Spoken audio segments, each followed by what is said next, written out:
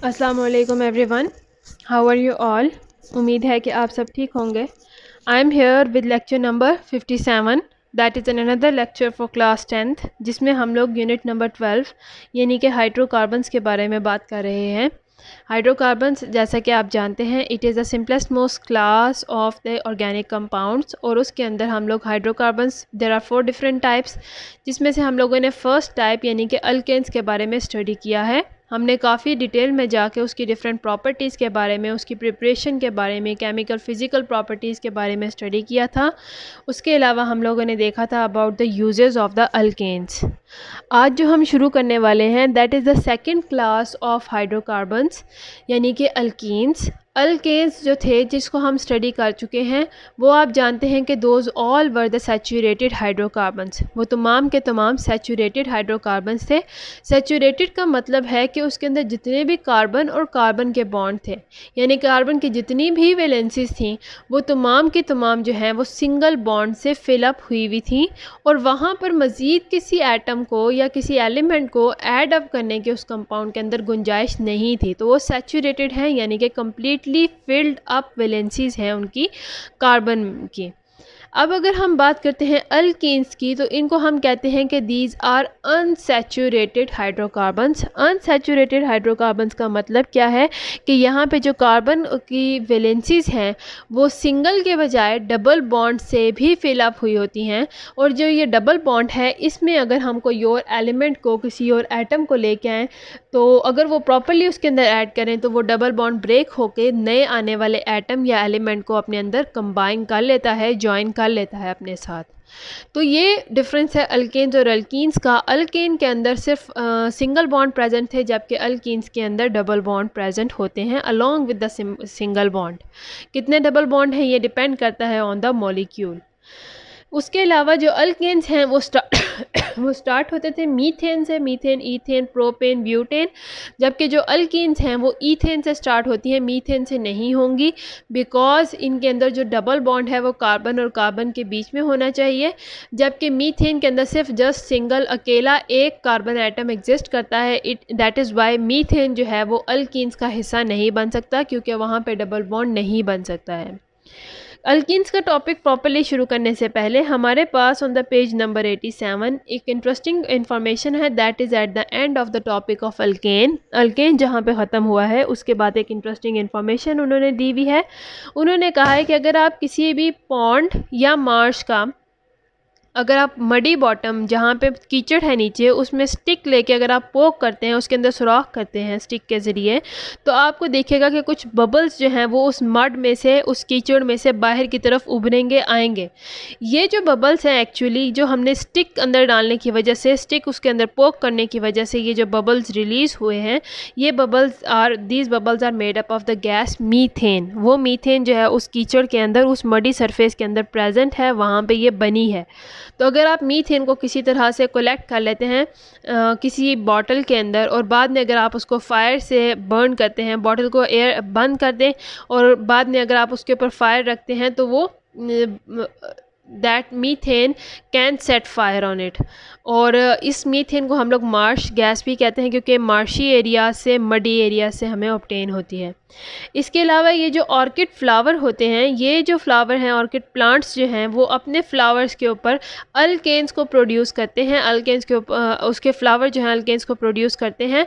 Reason यहाँ पे क्या है कि ये अल्केन्स की वजह से ये जो हनी बीज होती हैं वो इन फ्लावर्स की तरफ अट्रैक्ट होती हैं, और इस तरह से इन हनी बीज के ज़रिए ये जो प्लांट्स हैं, फ्लावर्स हैं ऑर्किड्स के, ये पॉलिनेशन का प्रोसेस जो है हनी बीज के थ्रू कैरी आउट करवा सकते हैं।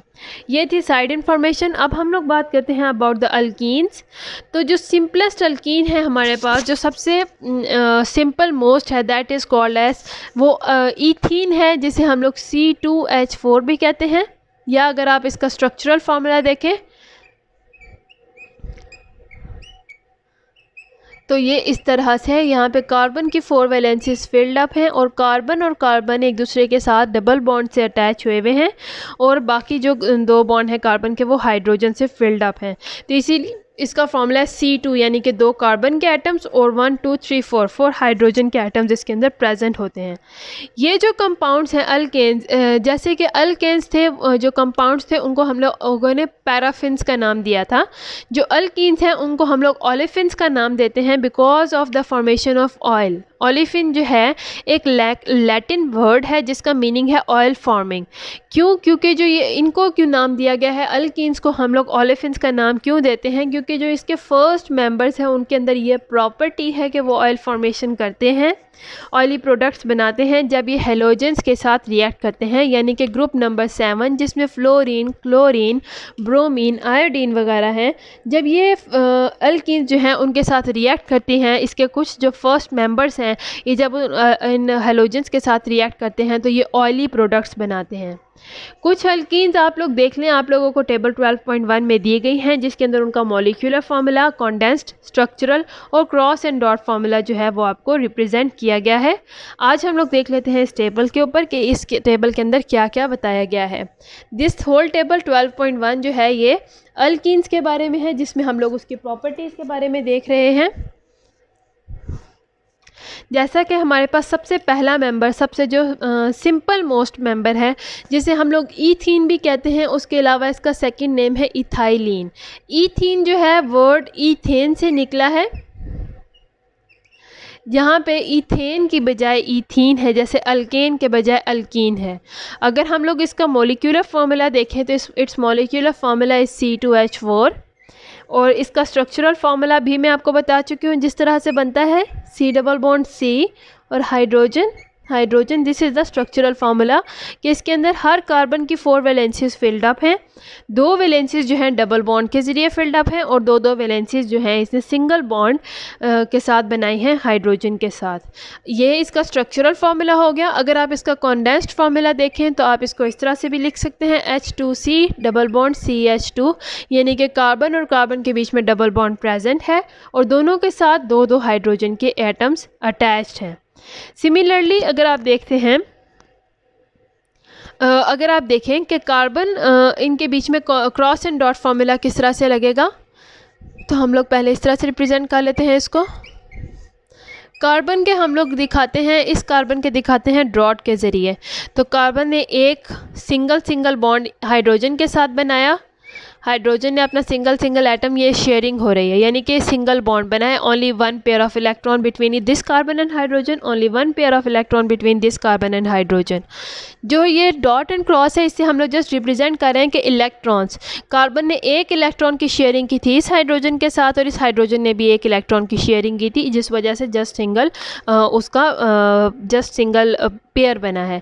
सिमिलरली कार्बन ने एक इलेक्ट्रॉन की, यहाँ पे कार्बन और हाइड्रोजन एक दूसरे के साथ शेयरिंग की थी। सिमिलर केस विद दिस कि यहाँ पे कार्बन और हाइड्रोजन का एक दूसरे के साथ, यहाँ पे हम लोगों ने इस कार्बन के इलेक्ट्रॉन्स को रिप्रेजेंट किया है विद द क्रॉस और इन्होंने एक बॉन्ड जो है कार्बन ने हाइड्रोजन के साथ, दोनों हाइड्रोजन के साथ बनाया है।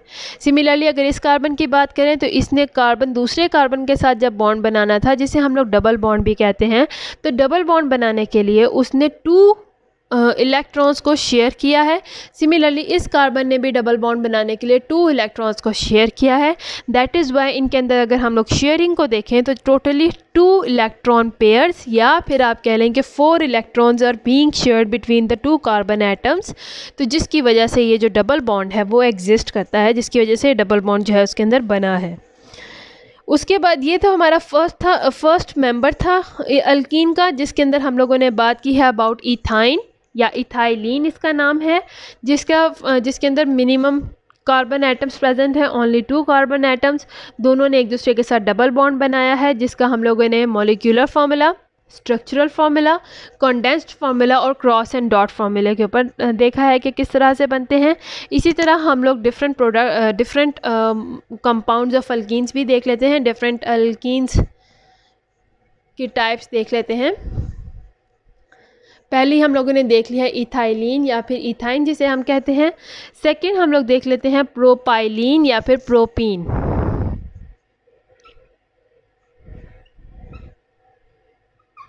दोनों नाम इसी के ही हैं, प्रोपाइलिन और प्रोपीन। प्रोपीन प्रोपेन से निकला है और इसके अंदर 3 कार्बन एटम्स प्रेजेंट होते हैं। इसका अगर हम लोग स्ट्रक्चरल फार्मूला देखें तो मॉलिक्यूलर फार्मूला देखें, 3 कार्बन के एटम्स और 6 हाइड्रोजन के एटम्स प्रेजेंट होते हैं। अगर हम इसका कंडेंस्ड फार्मूला देखें तो अगर आप देखें यहाँ पे 3 कार्बन के एटम्स हैं, ठीक है। तो 3 कार्बन के एटम्स हैं, ज़रूरी नहीं है कि दोनों के अंदर डबल बॉन्ड हो। तमाम जितने भी कार्बन, जैसे कि ये कार्बन कार्बन के अंदर भी डबल बॉन्ड हो, इस कार्बन कार्बन के अंदर भी डबल बॉन्ड हो, ऐसा ज़रूरी नहीं है। किसी एक कार्बन कार्बन के बीच में भी डबल बॉन्ड हो सकता है। जैसे कि अगर हम ये दोनों ले लेते हैं, इन दोनों के बीच में कार्बन और कार्बन के बीच में डबल बॉन्ड प्रेजेंट था और ये कार्बन और कार्बन के बीच में सिंगल बॉन्ड प्रेजेंट था। तो जब हम लोग बात करते हैं अल्कीन की, तो ज़रूरी नहीं है कि जितने भी कार्बन के बॉन्ड होंगे, इट इज़ नॉट नेसेसरी कि उनके अंदर जो है डबल बॉन्ड प्रेजेंट हो। एक और डबल बॉन्ड प्रेजेंट होगा, बाकी सिंगल बॉन्ड भी प्रेजेंट हो सकते हैं। तो यहाँ पे प्रोपीन है, इसका फार्मूला क्या था, C3H6। अब हम लोग दो कार्बन के बीच में हमने डबल बॉन्ड रख लिया, 2 कार्बन के बीच में हमने सिंगल बॉन्ड रख लिया। अब हम लोग देख लेते हैं, इसकी वैकेंसीज़ को पूरा कर लेते हैं। ये कार्बन की अभी तक 1 वैकेंसी पूरी हुई है, तो ये 4 टोटल करनी है, तो ये 3 मज़ीद हाइड्रोजन एटम्स के साथ अटैच हो गया। इस कार्बन को देखें तो इसकी 1 2 3 वैलेंसीज़ पूरी हैं। ये 1 और हाइड्रोजन एटम के साथ सिंगल बॉन्ड बना के इसने अपनी वैलेंसी पूरी कर ली। उसके अलावा अगर हम इस कार्बन को देखें तो इसकी 2 ऑलरेडी फिल्ड अप है, तो 2 उसने 2 हाइड्रोजन एटम्स के साथ मज़ीद अटैच करके फिल्ड अप कर ली हैं। तो अब अगर आप इसके फार्मूला को देखें, इसके नंबर ऑफ़ कार्बन और नंबर ऑफ़ हाइड्रोजन एटम्स को देखें, number of carbon atoms 1 2 and 3, number of hydrogen atom 1 2 3 4 5 6, तो C3H6 इसका फार्मूला है। ये बात हो गई है इसके स्ट्रक्चरल फार्मूला की। अगर हम इसी का कंडेंस्ड फार्मूला लिखते हैं तो कंडेंस्ड फार्मूला किस तरह से लिखेंगे, H3CCH डबल बॉन्ड CH2। इससे आपको देख के पता चल जाता है कि अगर यहाँ पे 3 कार्बन एटम्स हैं तो उनमें से 2 कार्बन एटम्स ने एक दूसरे के साथ डबल बॉन्ड बनाया हुआ है और जो थर्ड ने मिड वाले के साथ सिंगल बॉन्ड बनाया हुआ है। इसी तरह अगर आप डॉट एंड क्रॉस के ज़रिए इसको रिप्रेजेंट करना चाहते हैं तो हम इस तरह से देख सकते हैं, ये कार्बन को हम लोग डॉट के साथ इसके एटम्स को, इलेक्ट्रॉन्स को रिप्रेजेंट करेंगे। साथ में हाइड्रोजन जो 3 थे उन्होंने आके अपने क्रॉस वाले इलेक्ट्रॉन को शेयर करके सबके साथ इसने डबल बॉन्ड बनाया है। इस कार्बन ने इस कार्बन के साथ सिंगल बॉन्ड बनाया, दोनों के बीच में जस्ट सिंगल इलेक्ट्रॉन का पेयर था, यानी 1 पेयर। दोनों ने अपना एक इलेक्ट्रॉन पेश किया फॉर शेयरिंग। इस कार्बन ने दूसरे हाइड्रोजन के साथ एक इलेक्ट्रॉन, इस वाले हाइड्रोजन के साथ जस्ट एक बॉन्ड बनाया है, सिंगल बॉन्ड, इसीलिए अपना एक इलेक्ट्रॉन और एक इलेक्ट्रॉन हाइड्रोजन ने दिया। सिमिलरली अब इन दोनों के बीच में डबल बॉन्ड है, तो एक कार्बन ने 2 इलेक्ट्रॉन दिए, दूसरे कार्बन ने 2 इलेक्ट्रॉन दिए फॉर शेयरिंग, और इस तरह से इनके बीच में डबल बॉन्ड बनेगा। और ये कार्बन ने मज़ीद 2 हाइड्रोजन एटम्स के साथ बॉन्ड बनाया हुआ है। तो ये इस तरह से इसका डॉट एंड क्रॉस रिप्रेजेंट होता है।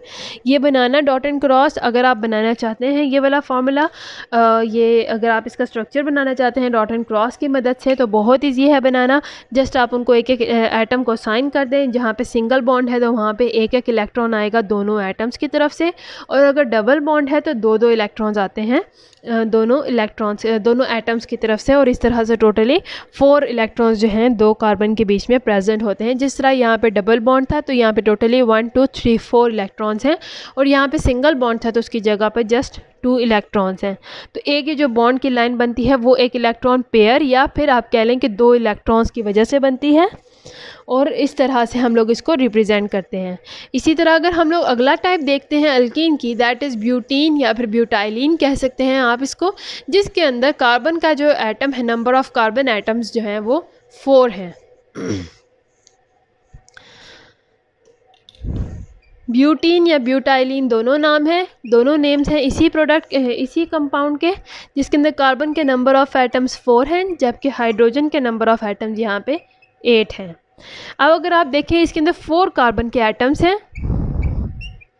तो ज़रूरी नहीं है कि चारों के चारों जो हैं उसके अंदर डबल बॉन्ड एग्जिस्ट करे। हम लोग जस्ट यहाँ पे पढ़ें एक डबल बॉन्ड की, यानी कि तमाम चाहे जितने मर्जी कार्बन हो उसके अंदर कम से कम एक जो है कार्बन ने दूसरे कार्बन के साथ डबल बॉन्ड बनाया, एक से ज़्यादा को भी हम स्टडी नहीं कर रहे। तो हम ये कह देते हैं कि इन दोनों ने आपस में डबल बॉन्ड बनाया है, यानी कि just single double bond present है, बाकी तमाम जो बॉन्ड्स हैं वो सिंगल होंगे। अब इनकी वैलेंसीज़ को पूरा कर लेते हैं। इस कार्बन की स्टिल अभी 1 वैलेंसी कंप्लीट हुई है, तो ये मज़ीद 3 हाइड्रोजन एटम्स के साथ अटैच करेगा। इस कार्बन की 2 वैलेंसीज फिल्ड अप हो चुकी हैं, तो ये 2 हाइड्रोजन के साथ अटैच करेगा फॉर कंप्लीटिंग इट्स वैलेंसी। इस कार्बन की 3 वैलेंसीज कंप्लीट हैं, ये 1 सिंगल हाइड्रोजन के साथ अटैच करेगा। इस कार्बन की 2 वैलेंसीज कंप्लीट हैं, तो ये 2 हाइड्रोजन एटम्स के साथ अटैच करता है। ये हो गया इसका स्ट्रक्चरल फार्मूला। कार्बन को काउंट कर लें 4 कार्बन एटम्स, हाइड्रोजन को काउंट कर लें 4 + 4 8 हाइड्रोजन एटम्स प्रेजेंट हैं। इसी तरह अगर आप स्ट्रक्चरल फार्मूला से इसका अगर आप कंडेंस्ड फार्मूला लिखना चाहते हैं तो that will be H3C CH2 CH और डबल बॉन्ड CH2। तो ये डबल बॉन्ड यहाँ पे शो हो रहा है। तो इसी तरह से आप डॉट एंड क्रॉस को भी देख सकते हैं कि जिसके अंदर हम लोग एक कार्बन का जो है वो डॉट से रिप्रेजेंट करेंगे, दूसरे कार्बन का इलेक्ट्रॉन्स को क्रॉस से रिप्रेजेंट करेंगे। सिमिलर मेथड है पेंटीन का भी। पेंटीन के अंदर 5 कार्बन एटम्स हैं और 10 हाइड्रोजन एटम्स हैं। तो बेशक 5 कार्बन एटम्स हैं, लेकिन इसका मतलब हरगिज़ ये नहीं होगा कि आप उसके अंदर जो है सारे के अंदर सारे के सारे बॉन्ड जो हैं वो डबल बॉन्ड के बनाएं। जस्ट सिंगल, वो एक दफ़ा बस डबल बॉन्ड आएगा, बाकी के जितने भी बॉन्ड बनेंगे वो सिंगल बॉन्ड ही बनेंगे। तो ये भी अल्कीन ही कहलाता है। तो उम्मीद है आपको यहाँ तक मेरा आज का लेक्चर समझ आया हो कि अगर हमने अल्कीन के मॉलिक्यूलर फार्मूला को लिखना है, स्ट्रक्चरल फार्मूला को लिखना है, कंडेंस्ड फार्मूला को लिखना है या फिर डॉट एंड क्रॉस फार्मूला को लिखना है तो वो आप किस तरह से मेंशन करेंगे। मिलते हैं नेक्स्ट लेक्चर में, जिसमें हम लोग फर्दर आगे डिफरेंट प्रॉपर्टीज़ पढ़ेंगे अल्कीन्स के बारे में। उम्मीद है आपको यहाँ तक समझ आया हो। तब तक के लिए, नेक्स्ट लेक्चर तक के लिए, अल्लाह हाफिज़।